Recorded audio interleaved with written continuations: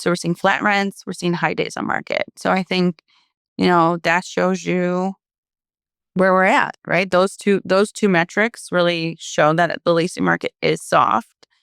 I think, owners will look to either change their PM or bring units back to DIY. And so that's where, as a PM, you really need to be selling yourself, selling your operation, selling your knowledge as this, true asset manager in order to keep and win more business in a tough environment, right? That's going to be, It'll be the big winners and big losers. I think anytime you see a down market, you see that.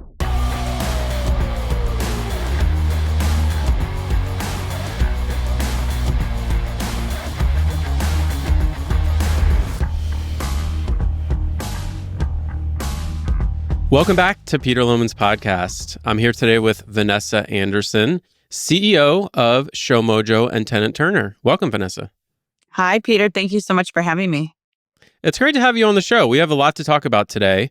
I want to jump right in, and I know folks may not be as familiar with you, so I definitely want to give you a chance right at the top here to give a little bit of background on kind of who you are and how you came up through the ranks, and just kind of, I know you have some really interesting experience directly in property management as well, so I'm excited to hear about that. Yeah. So I really started my career in real estate working for my dad. So he's a small business owner. He owns a family law firm and then a small real estate brokerage. And he used that primarily for his personal investment. He did some home flipping and then had a rental portfolio. And so ironically, my sister became an attorney and then I started my career in real estate. So we kind of divided and conquered his family businesses. But he put us to work really early on. So starting at probably age 11, I would help him at the office. And I think that's where I really learned how to, to be entrepreneurial and run a small business, and that you can think really big and think on all the strategic issues, but also you have to take care of all the mundane and all the administrative tasks of running a business. What did he have you doing at age 11? Because my oldest daughter is now 8, and I'm anxious to get her in. Yeah, I want to get her. I want some ideas of what she can get into. Yeah. So, this is the 90s, right? So it started with, he would have us stuff mailers. Nice. So he would send out, hard mail advertisements for both his companies. And so we would stuff those, address them, and find target markets. So I think at the time I didn't really know what type of marketing I was doing, but yeah, really learning about targeting your initial customer base and really figuring out where they are and how you contact them. So that was like the first thing.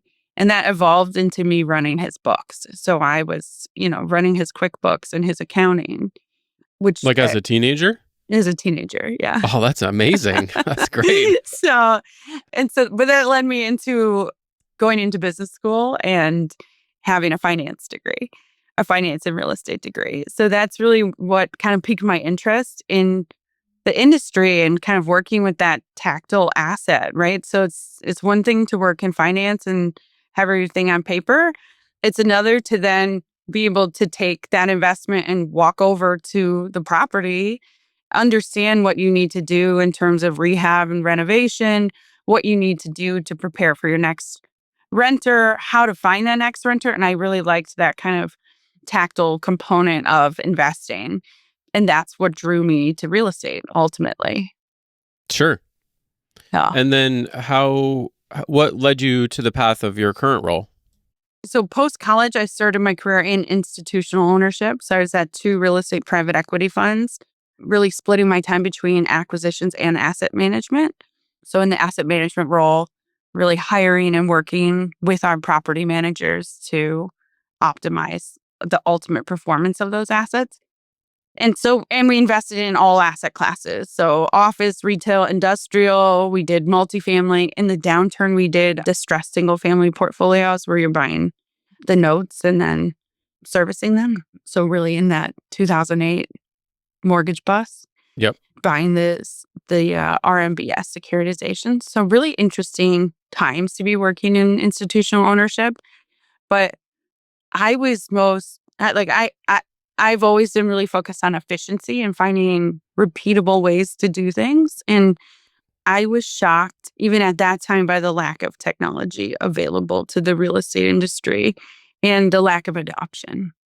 And so I used business school specifically to switch into a career in tech and was really drawn to bringing technology to pretty old school industries, which I think real estate has come an incredibly long way in the last 15 years, but at the time was, a more of a laggard in adopting Hmm. technology.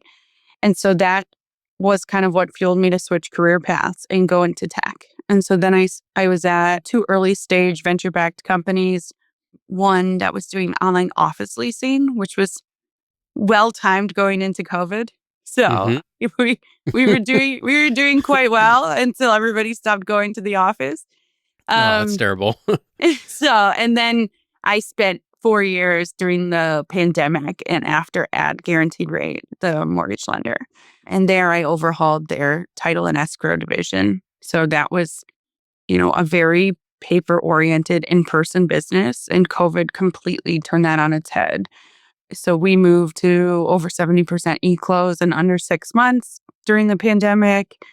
And also just the volume exploded with interest rates being at 2%. So we had really never closed more than 5,000 transactions in a year, and we did 28,000 at 2020. Wow. So it was an incredible exercise in taking what I learned in early stage tech companies in terms of scaling and applying it to a traditional real estate function and bringing technology in order to achieve those goals. So it was a pretty wild time. And then, of course, interest rates went from, the mid twos to 7%, also in a really short time frame in under 100 days. And then we had to ensure that we were set up for that kind of contraction as well. Yeah. So I did that until 2024 and then joined PropertyTek as the COO. Fantastic. And so for those who may not be familiar, would you mind just explaining the relationship between PropertyTek and ShowMojo and Tenant Turner? Yeah. So PropertyTek is essentially the holding company that owns both Tenant Turner and ShowMojo. So I was brought in to run day-to-day operations, and then this fall took over as CEO.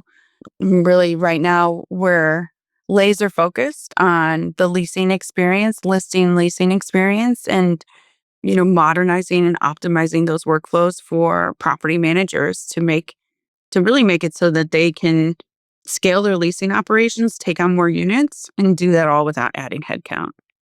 Fantastic. And we're going to dive into quite a bit of that. And we're also going to talk about the latest leasing trends that you're seeing. I know that you have a data talk coming up, which I'm pretty excited about, kind of get the latest on what property managers are experiencing and seeing Mhm. across the country.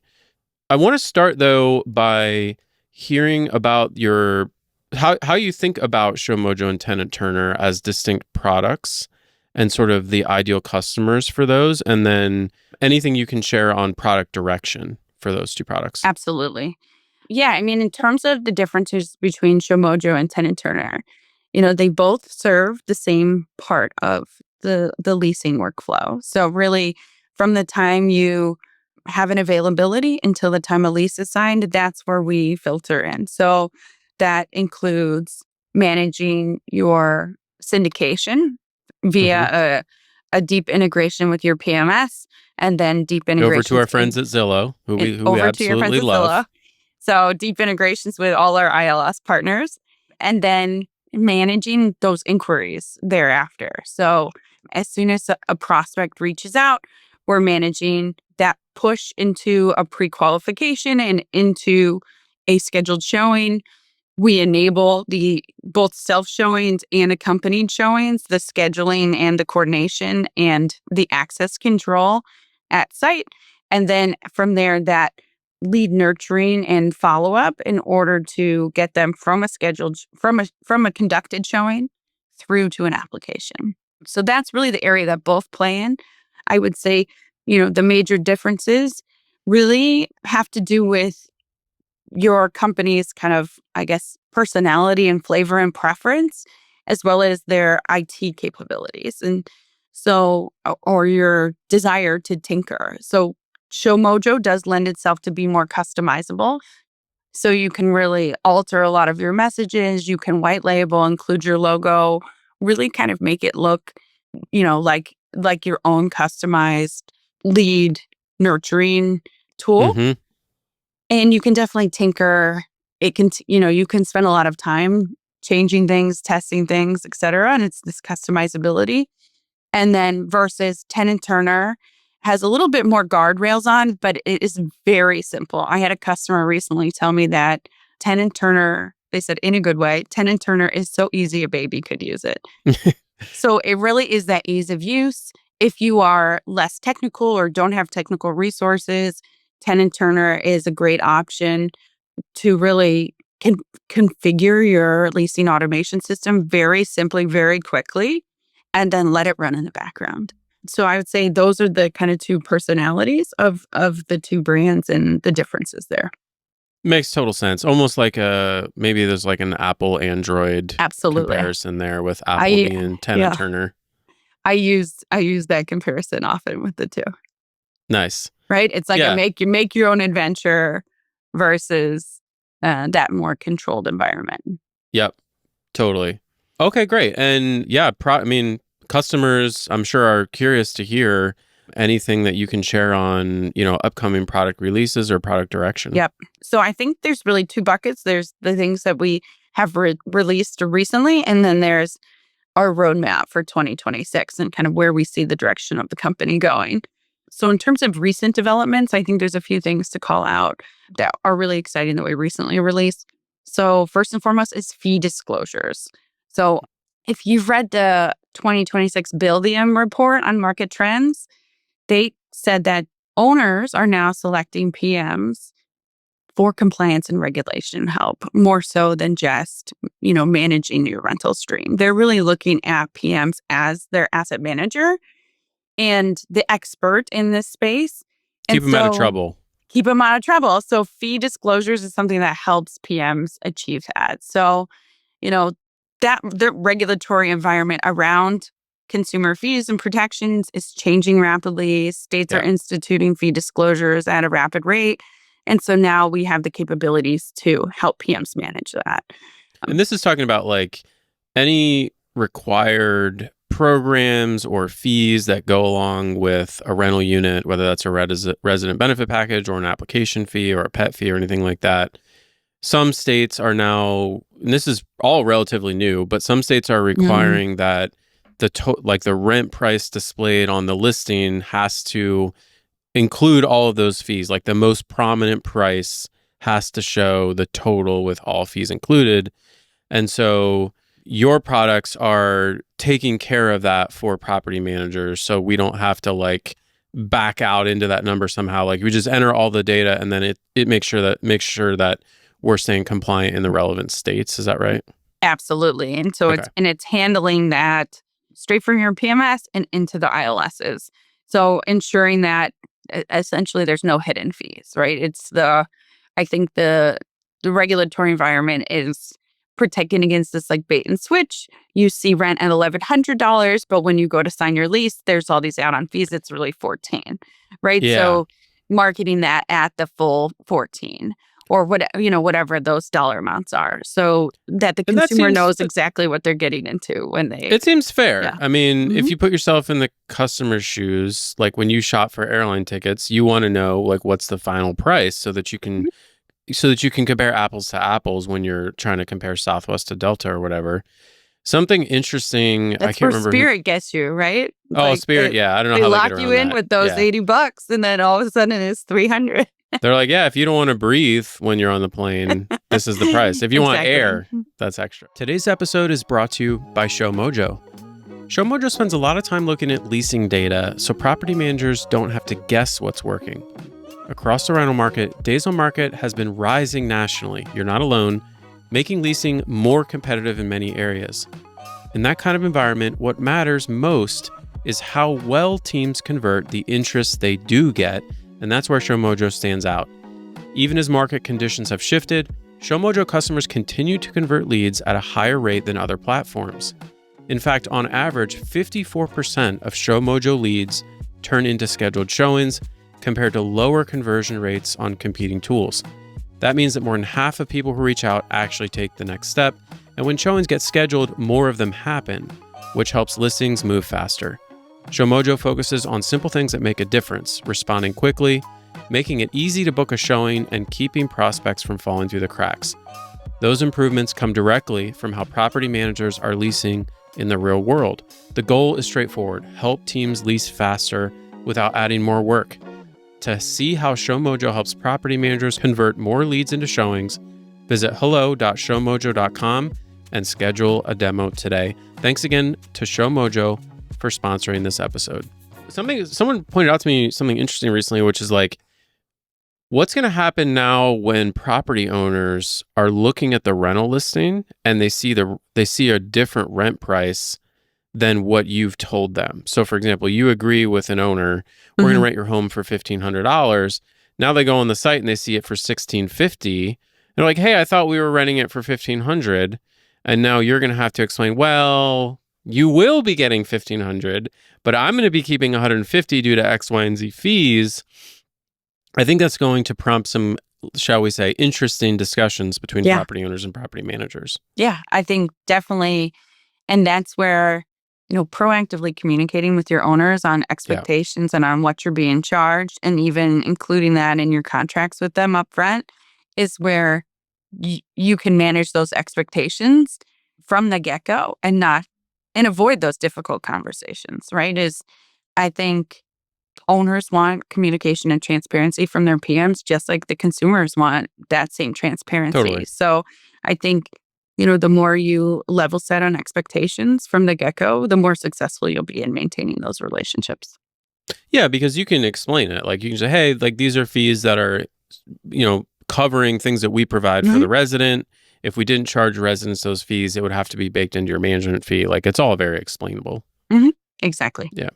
Okay. So other things that we have recently launched. So obviously, a hot issue in the space is fraud and security. So something that we recently have launched is a anti-fraud acknowledgement form for self-showings. So, we have many layers of protection on the prospect side, prospect fraud, right? We have the identity verification. We have blocks on VoIP numbers. We have IP address tracking. These things that, as a prospect goes through the funnel, we're weeding them out if they look suspicious. And there's a lot of layers you can add there, and all the way through of course, your screenings as well.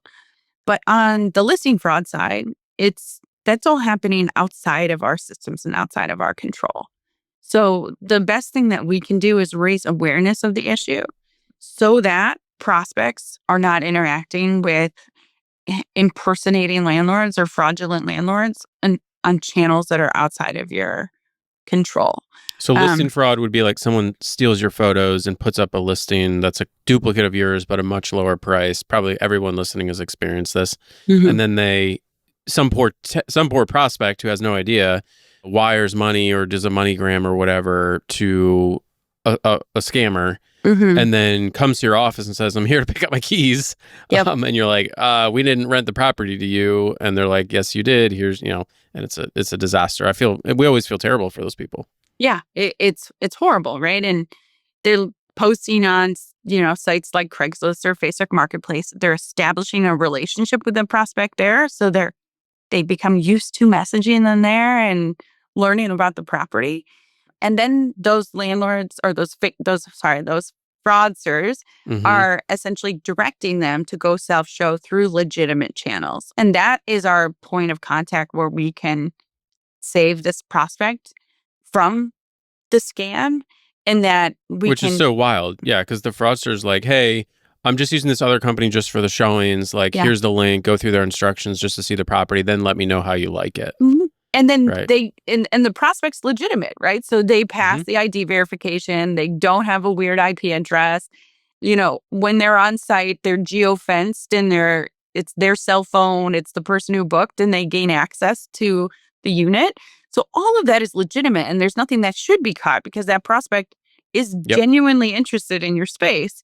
So the fraud acknowledgement is quite simple, but it just pops up and says, hey, there is this prevalence of listing fraud. You should not be communicating through a landlord on these unauthorized sites. You should be working exclusively through here. And, here's the information for the legitimate listing, and Mm-hmm. raise awareness.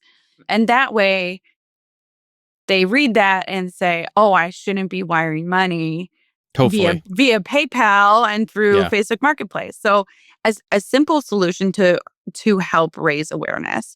And we're working on some additional partnerships in this space, but we're not quite ready to announce them. But I think there's some exciting things coming down the pipe to help RPMs with Cool. listing fraud, which I know is a prevalent issue. And then the last two on recent that are worth calling out is we've put Zapier integrations into both of our products. And so this is great for PMs that don't have designated IT resources. It's a low code connector. So really Mm-hmm. non-technical people can connect your data in Tenant Turner and ShowMojo to 8,000 different apps. Most notably, we see a lot of PMs connect to Lead Simple and Aptly. But being able to pass your data and use it in the workflow that you choose is really important for PMs. And so That's fantastic. I need to Yeah. update my blog post because I keep a list of software that property managers can use that has a Zapier integration. Oh yeah, It's a very short list. please add us. Yes. Yes, I will. I'll take a note to do that right now. I didn't know about that. That's great. Of course, we have our APIs as well. And so you can always build custom integrations, but not every PM has the resources and tech team to do that. And so Zapier is a great way to achieve that same effect without those Yeah. customized development resources. They both have API access as well. Yes. That's awesome. And then this year we launched the Saros hardware at Tenant Turner. And so that is our own proprietary hardware. We have our Saros Access app. And so now that's a highly integrated experience in order to have both smart lock boxes and smart locks that can help enable your self showings. And that hardware is common to both platforms? Yes. Okay. So in theory, if someone was kind of graduating from Tenant Turner, needed more flexibility and customizability with ShowMojo, they could keep their hardware if they made a switch. Yes. That's a big Yeah. deal. That is a big deal. Yeah. So Yep.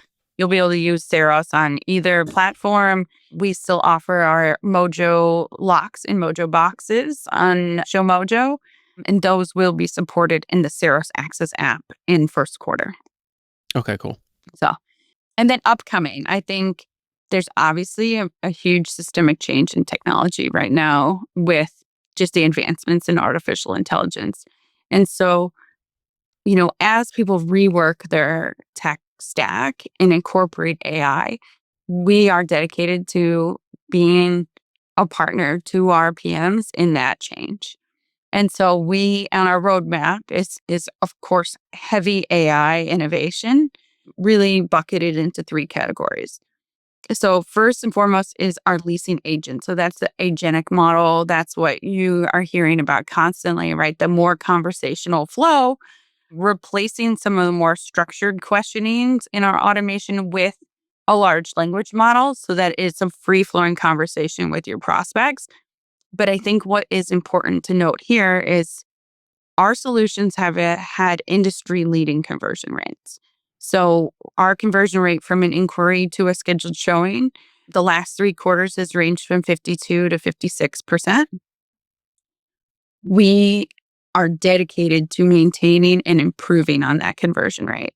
And so when we institute AI, we want to do it really thoughtfully, and we want to make sure that we are beating our own benchmarks. So we do not want to implement AI for the sake of having AI and being able to say we have an agentic model. Because ultimately, especially in a really tough leasing market, which is where we're at right now, what matters most is people like boots through your spaces, getting people there. And so ensuring that we continue to beat those conversion rates is our number one focus. And using AI to do that, to enhance that, is really important to us and something that we're laser focused on in 2026. Yeah, and that metric starts to become even more important as the listing platforms start to charge. So we won't go too deep into the Zillow thing today, but Zillow is increasing the control they exert over property managers, and that means for most of us we have to pay. Now I stopped paying Zillow recently and not really want to get into that here today, but I think in the long run, we're all going to be paying these platforms to have our rental listings on them. And so when you're paying for that traffic, it suddenly becomes a lot more important, the difference between a 45% conversion from inquiry to showing and a 60% conversion from inquiry to showing. Mhm. That affects your customer acquisition costs, if you want to think about it that way with prospective tenants. So, when it's free, you're kind of like, whatever, there's always more traffic. But when you're paying for it, suddenly you're going to start to pay a lot more attention. It's like equivalent, almost like the closing rate when you think about, owner leads. So, Mhm. Yeah, absolutely. I think that's, really important when you're thinking about where you syndicate to is as it's free right now, there's no harm to syndicating very broadly, right? But I think, if you are anticipating having to pay eventually, then tracking your KPIs on your syndication channels now will give you the yeah. historics in order to make decisions later. So it's that balance of certainly, I think most PMs get the vast majority of their traffic from Zillow. What we've seen nationwide is pretty strong conversion rates from that. But that can vary from market to market, asset class. If you're student housing or manufactured homes or a certain market that has a more localized ILS that has great results, I think understanding what your options are and balancing your volume to conversion rate as you pay. I think thinking of it as a cost of customer acquisition or CAC Yep.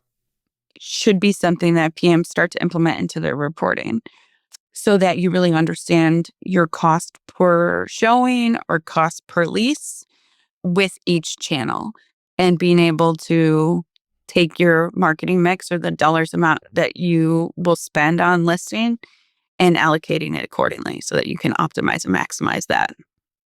Yeah. And all those data points are really useful when you're speaking with owners. Because if you have a benchmark of, hey, 55% of leads that come in to our company on average convert to a showing, but Mr. Owner, on your property, we're only seeing a 20% conversion rate.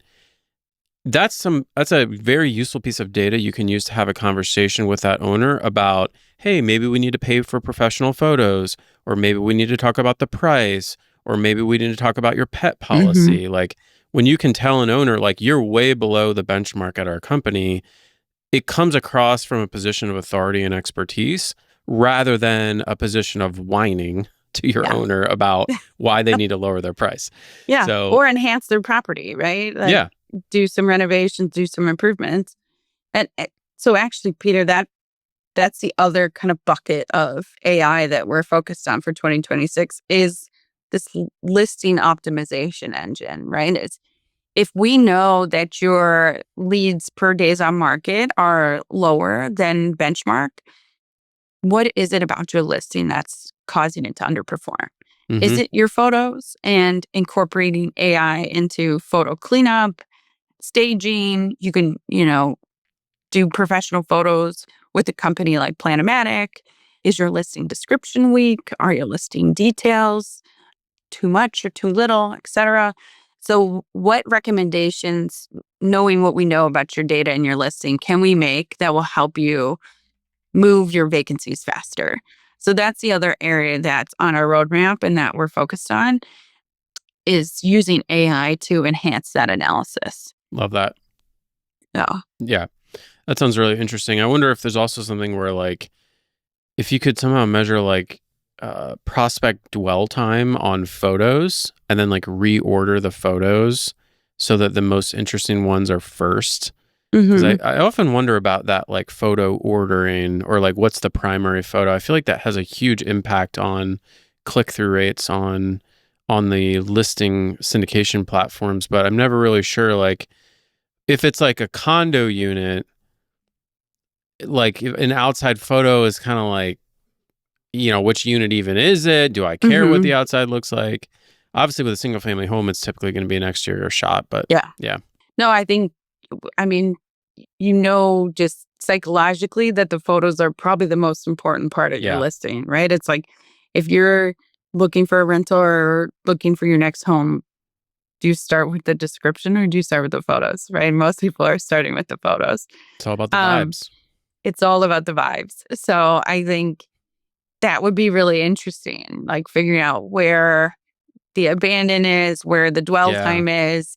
I think that data is going to be typically hosted in the ILSs, right? They're the ones who are going to have the data. So then it's a matter of, can that be pushed into your PMS or your leasing automation system in order to get better insights and inquiries? And there'd be some direct traffic. Like I know, depending on how big your website is, you'll have some traffic through the website looking, directly with the iframe or whatever the embed is. So maybe you could use that data.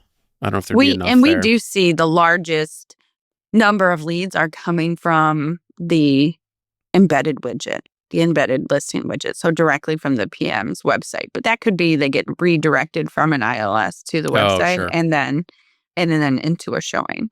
But they are, I mean, over 50% of leads are passing through the PM site and the PM's leasing widget. So that could be a great place to start. Yeah.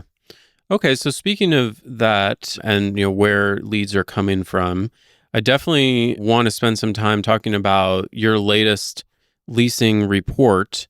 I know it hasn't been it's not out yet. It's coming soon. But I was wondering if you're able to give us... it's tomorrow. Oh, my gosh. Yeah. So maybe you can give us a sneak peek of what we learned about the leasing market in Q4. Yeah. I would say, unfortunately, not a lot has changed from Q3. So, each year you see days on market kind of have this like seasonal U shape, right? A high Q1 followed by lower Q2, Q3, and then Q4 is typically the highest of the year.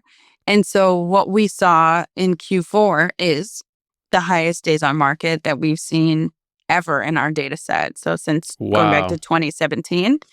And really, it's been this continual incline and increase in days on market since the low in 2021. So, when you hear PM say things are really tough or every lead matters, they're not lying, right? That's where we're at right now. It's a slow market. So high worse days on than market. Q4 of last year. Yes. Yeah. And then rents, I think it was Q2. We saw maybe it was Q3. No, it was Q2. We saw a blip up and we had seen flat rents all the way through the beginning of 2024. That immediately came back down right to that flat line. So essentially rents nationwide haven't moved in 2 years. So we're seeing flat rents, we're seeing high days on market. So I think, that shows you where we're at, right? Those two metrics really show that the leasing market is soft. I think, owners will be more, will look to either change their PM or bring units back to DIY. And so that's where, as a PM, you really need to be selling yourself, selling your operation, selling your knowledge as this, a true asset manager in order to keep and win more business in a tough environment, right? That's going to be, it'll be the big winners and big losers. I think anytime you see a down market, you see that. Yeah. And I think, these reports are very useful, again, in conversations with owners, because when you go, again, it's like the same thing I just said a few minutes ago. When you go to an owner and say, hey, your property's not renting, they immediately just think it's your fault, right? Their property's perfect. The pricing is perfect. They rented it no problem 3 summers ago for $300 more. And what are you guys even doing over there? Have you tried going to the grocery store and putting up flyers? Okay, I had multiple owners suggest that to me over the years. So did you do that? No. So, but when we can bring a report from a third-party expert who has millions of units in their data set and say, hey, look, leasing times are worse than ever, right? Days on market is up. We're at a really tough leasing point right now, Mr. Owner. And so I want you to know that we're doing everything we can, but we have some serious headwinds here. And I understand that you may be considering bringing this back and doing it yourself or trying one of our competitors, but here's the data, and you're really going to have a similar experience. We're using best-in-class marketing and syndications. And again, anything you can bring external to a conversation with an owner positions you as that expert rather than just like, I always hate the dynamic where like you go to an owner and they're like scolding you or treating you like some like low level employee of theirs or something. It's like, no, we're the experts. We have the data. We know what we're doing. We've leased thousands of units. We need to let you know, Mr. Owner, what's happening with your property. Yep. Yeah. I think that's, our slides can definitely support that, right? So Yeah. they're after every data talk, our slides are fully downloadable. It can be something to help support those conversations. And I think coupling that with your own listing data and leasing data as to what you're seeing for that property or within your portfolio can only make that story stronger. But yeah, our data set goes back to 2018. We have over 23 million showings conducted on our platform. We have data from over, I think it's 76 million leads. Wow. And almost 700 million emails, calls, and texts. So it is a huge data set. We're at 8 years of data now, so closing in on a decade. But those trends are valid, and it can help support that conversation.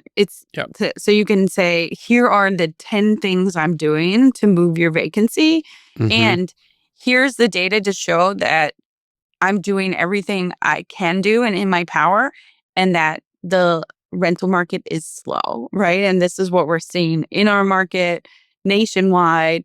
And, you can just expect additional days on market right now. But know that as a PM, you're going to have to do everything in your power to make your spaces as competitive as possible, because the power really has shifted to the renter right now. Somehow we've been relatively isolated from this in Columbus, Ohio. I don't know why, but our days on market has been pretty good all year, last year and this year, and we're moving properties. So I don't know if Columbus is somehow insulated a little bit from some of the broader economic headwinds, but that's been at least a little reprieve for us. Yeah. Realtor.com had a great report on their top markets, and the big winners were the Northeast and the Midwest. And specifically, they call them like refuge markets. So versus, a New York or a Boston where things are really pricey, people are moving out to, I think like one of the top 3 markets was Hartford, Connecticut, which is actually where my in-laws live. I was born in Hartford Hospital, actually. Were you? We lived in Connecticut for first few years of my life. Okay, nice. Yeah, my husband is in Avon, so we head to Connecticut a few times a year. But Hartford is a booming market, right? Or I actually recently saw a little clip on Chicago, because Chicago's doing really well right now. And, where I live, our, houses are on the market for, sometimes they never even really hit the market, right? They're sold on the private network before ever being listed. So things are moving really fast here. So there's these winter markets where things are a little more affordable, inventory's tight, schools are good. And so people are moving out of the really expensive markets and moving to these refuge markets. I think Rochester, New York was another one listed. I don't know where Columbus stands. I'll have to take a look back at the report.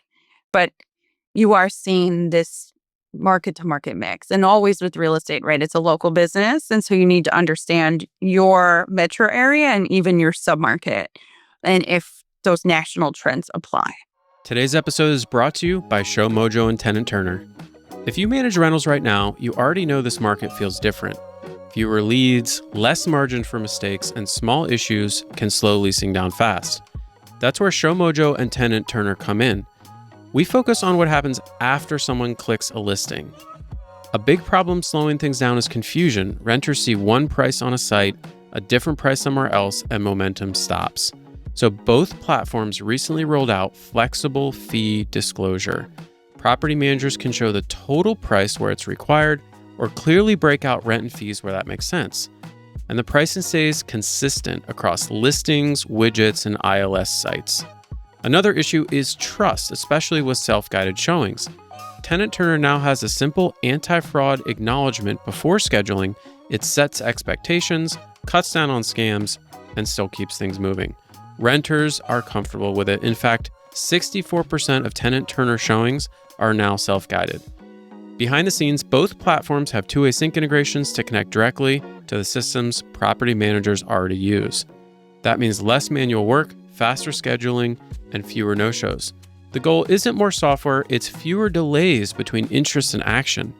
If you want leasing that's clearer, faster, and easier to manage, visit hello.showmojo.com or tenantturner.com today and see how it works.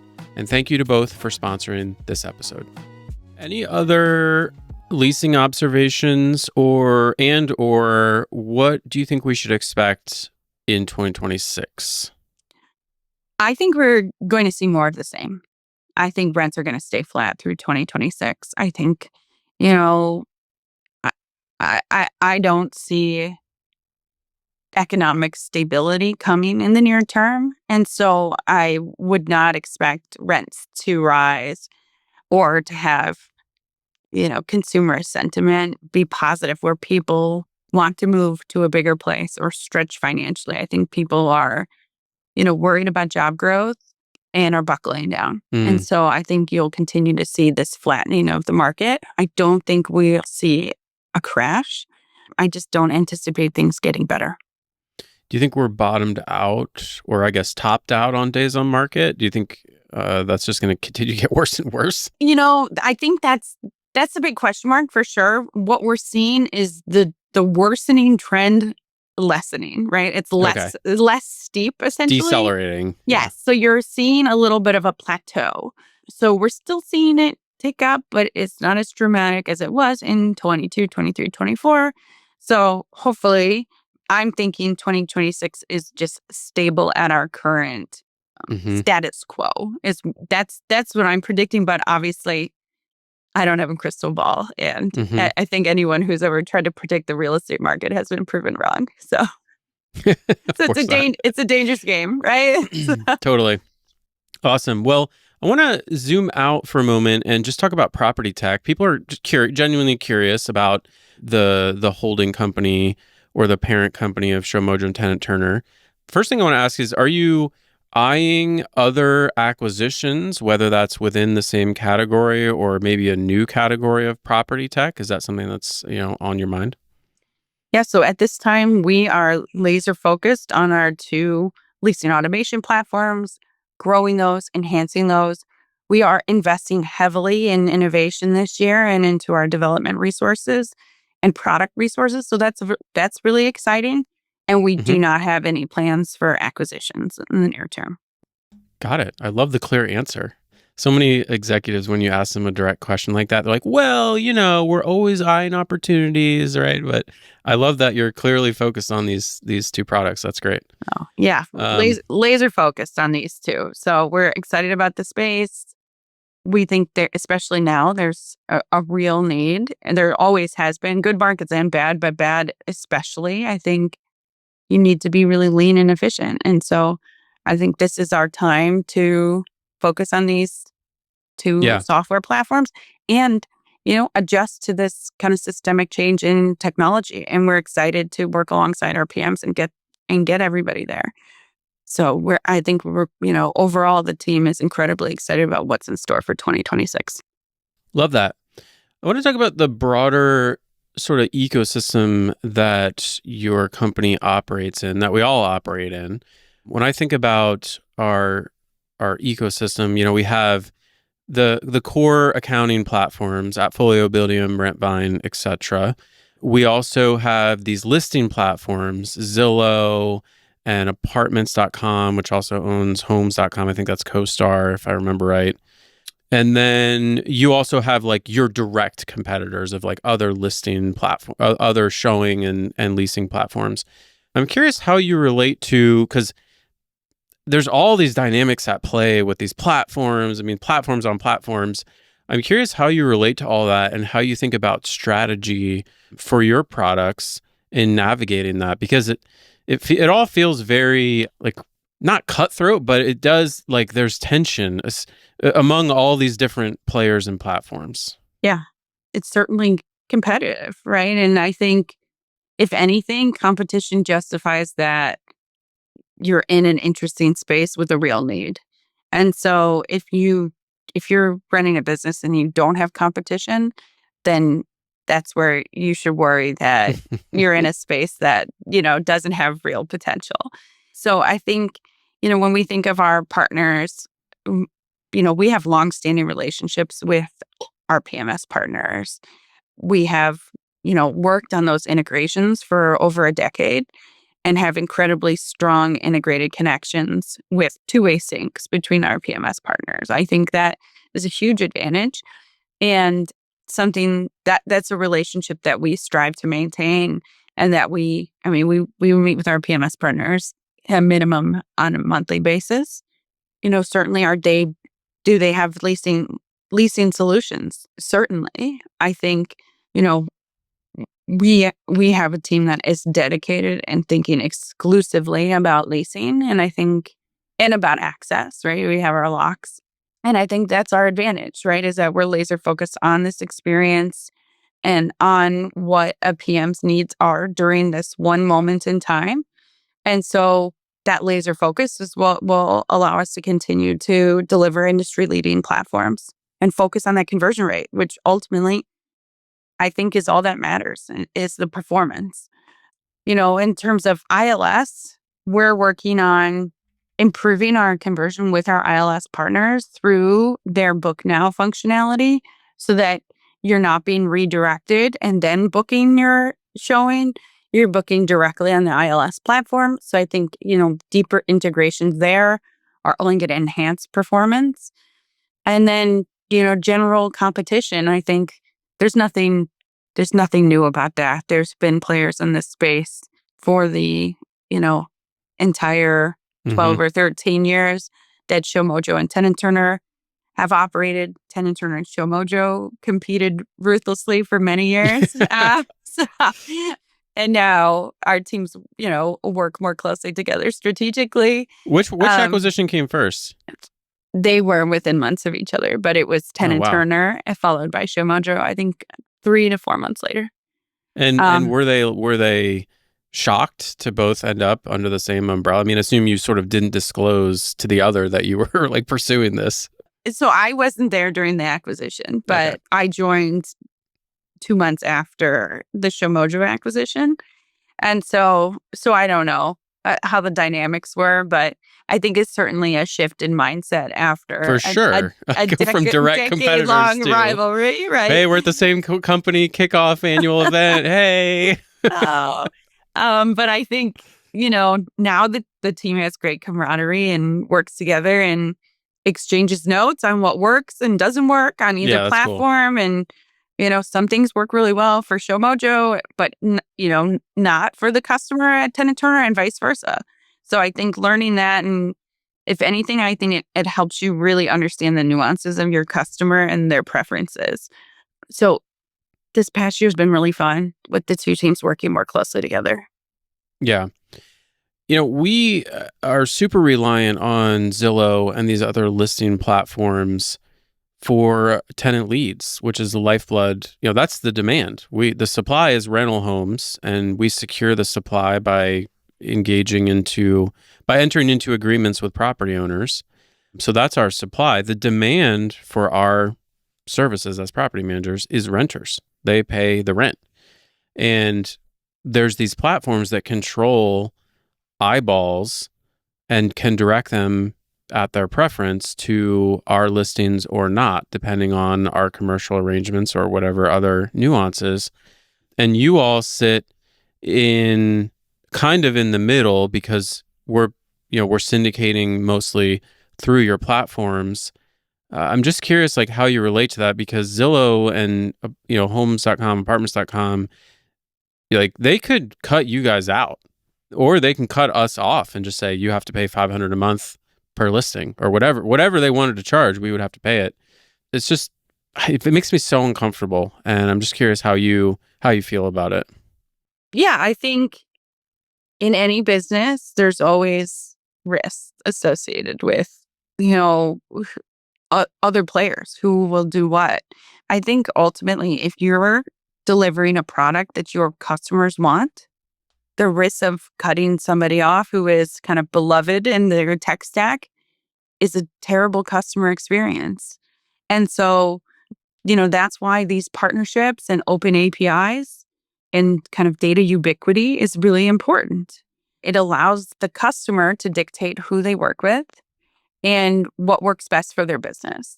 And that's also what drives, healthy competition is if you cut that off and you only allow one player, then now there's no motivation to continue to provide best in class solutions.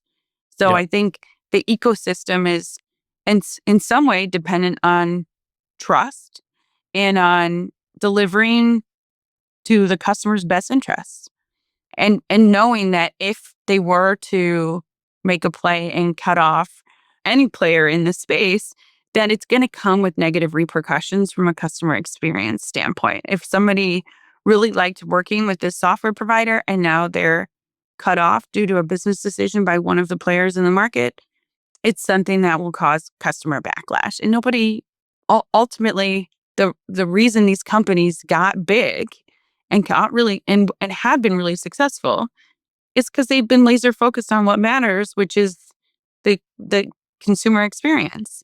So I think as long as they continue Zillow or any of our PMS players or our competition, as long as everybody remains focused on what matters, which is delivering great results to the customers, then the ecosystem continues to survive. I mean, we're focused on that. You're focused on that. Zillow is not focused on that. Zillow is introducing competitive products every quarter to your business and to my business. And that is upsetting. And it makes me wonder, like, could there be a move where we compete with Zillow and we say, you know what, we're bringing our million plus listings or whatever to a new platform and we're going to try to compete with Zillow for renter eyeballs? Yeah. I mean, Zillow is obviously a longstanding partner of ours and someone that we work closely with on a day-to-day basis. And, we're working with them right now to institute our instant scheduling in their platform. But I think, if the concern is diversification, there's a few things that PMs can proactively do. So, of course, you can continue to syndicate broadly, right? We touched on this a little bit earlier, but syndicate broadly, really focus on building out your reporting, balancing that lead flow and conversion rate, and tracking that by lead source, right? And so, and then taking that and centralizing it. So having all your leads, all your scheduling, all your fraud controls in one platform so that you can easily understand where everything's coming from and what is going to be the best risk reward for you and your business. So I think, ultimately you just need to focus on results and control what you can control by putting the best, most efficient process in place for your business. I think that's great advice. You're right. And I worry a lot about this stuff, but I mean, all we can do is what we can do. And having our ducks in a row to be prepared if something were to change is the best course of action. So I want to get back to metrics for a second because you mentioned the lead to showing conversion rate being excellent on your platforms. I was curious, what other metrics do you think that property managers should be focusing on to understand the health of their overall listing, showing sort of function at their business? Yeah. I think one of the key stats to focus on is leads per day as on market. And so that one's going to show you your velocity and interest. And I think that is especially important in your first week of listing a space. So our data shows that if you require a rental rate reduction, you essentially sit on market twice as long.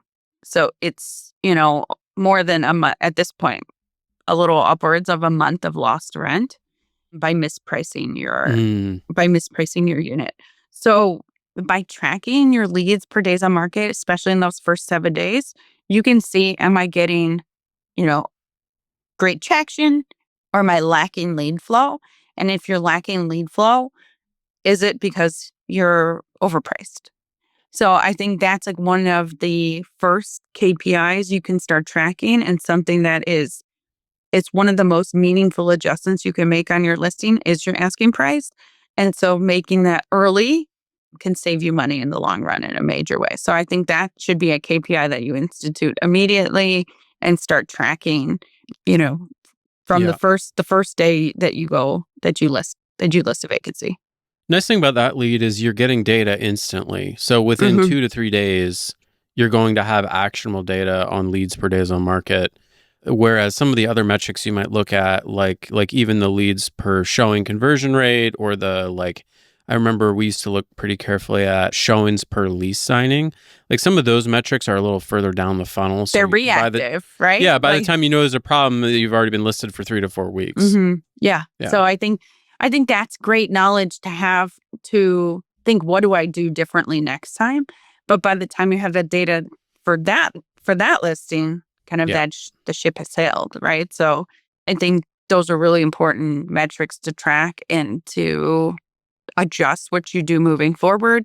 But the leads per days on market is something you can do proactively for your availabilities right now. Yeah, that's great. Any other thoughts on sort of leasing metrics or leasing data over the last quarter, over the last year, or, looking ahead? Yeah. I think another one that is undervalued in its importance is your policies. Mm, So having super clear policies in your listing or easily available. So I think, agentic AI, leasing agents will help surface this stuff too, is really important, because if you have clear security deposit policies, pet policies, etc., it reduces days on market by 2 to 3 days for each policy. So really what that is it's just removing unnecessary volleys with your leasing team, right? So got it. it's, I'm interested, I'm going to schedule a tour. What's your security deposit? Wait for a response. It's Yep. XYZ, and it's 2 to 3 email volleys that have hours in between that can be easily removed by just being upfront in your listing about all of your non-negotiable policies, right? And Yeah. I've seen this handled a couple different interesting ways. I mean, of course, the non-recommended way is to just not have your policies anywhere, right? Like, and you see that if you sometimes want the most lead flow, yeah, but maybe the least qualified lead flow, right? yeah. It's balancing qualified versus quantity. Yeah, and this is what owners do when they try to, self-manage as, duplex in German Village, call, no pets allowed, right? Just nothing. They give you nothing. Now, property managers are smarter than that, but I see a couple different approaches here. One is they put all of the policies on the rental application to reduce the clutter and text on the rental listings. And they say, all of our policies are viewable on our rental application when you get to that point. Another approach we see is, of course, just putting everything as much as possible in the rental listing, which that does clutter it up, make it really long. And no one reads. And right? no one reads. And so there's like a trade-off there. There's another approach which I've seen, which is in the rental listing, you include a link to a static web page that has all of your policies. So it's just like rlpropertymanagement.com/listing policies or whatever. Yeah. And then all of your listings link to that. You can update it in one place. But what I'm always wondering with that is, like, who's really clicking through? Who's clicking and through it? reading Yeah. that? Like, nobody's going to do that. So I don't know. What are your thoughts here? I think those are all really good concerns. And I don't have data on that specifically, but it would be interesting to look into in terms of can you track the click through to that policy and kind of triangulate that with your total traffic to see what percentage of your traffic is actually visiting that site would be interesting. Mm-hmm. I think certainly, popping to another page leads to some friction, right? Yeah. It's less likely that they'll go. But also, I think there's that balance of, do you clutter up the listing with every policy under the sun? So it's a delicate balance. I think you just need to, as much as possible and what data is available, dig in, maybe A/B test it, do both, and see for when you do list in the listing description, how many questions do you get about those specific Yeah, policies, which shows you that people aren't reading it, versus visits to that site. Or at what point in your leasing process do you really emphasize the policies? Is it right before application or is it before showing? sure. And it also depends on how aggressive your policies are. So if your policies are unlikely to cause anyone to think twice, it's probably not as important to display them sooner in the funnel. But if you have very aggressive policies around security deposits or fees or other things, I tend to think let's disclose that earlier rather than let someone get so far down in the process and now they're angry. And it depends like how rigid you are on adhering to them too. I think, you can certainly work them into your pre-qualification questions too, so that it's just going to be a balance of you'll definitely lose some leads as a result, but the leads you get will be highly qualified for the policies you have in place. So it's just balancing that, which in this market, people might lean towards getting more leads and being a little less rigid on some of their policies. But I think that just depends why you have those policies in place and what risks you're willing to balance by loosening them. Sure. Well, this has been great, Vanessa. Thank you so much for taking time to come on the show and talk us through your products and leasing data. I love this stuff, being a kind of an engineer data nerd. So always fun for me. For folks who wanted to follow along with you or ShowMojo and Tenant Turner, where would be the best place for them to do that? Or how can they sign up for these data talks?